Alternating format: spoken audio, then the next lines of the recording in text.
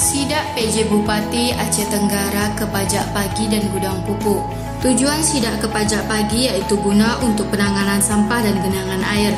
Sedangkan tujuan sidak ke Gudang Pupuk guna untuk mengetahui ketersediaan pupuk, distribusi dan pengawasannya.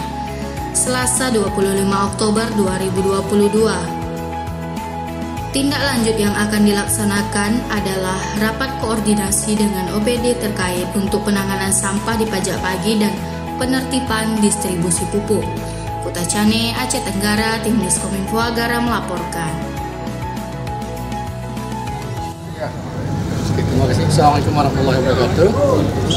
Terima kasih dari teman-teman media. Nah, hari ini memang kita karena banyak laporan-laporan dari masyarakat terkait dengan ada penumpukan sampah di pasar. Hari ini kita laksanakan sidak dan ternyata yang dilaporkan itu benar, kami melihat langsung kondisi-kondisi yang ada. Nah, tentu ini harus kita tertibkan dan tentu kami akan duduk kembali rapat dengan OPD terkait, khususnya nanti dengan DLHK dan lain-lainnya, Indah, Satpol PP dan lain terkait untuk membahas bagaimana menata terkait sampah ini.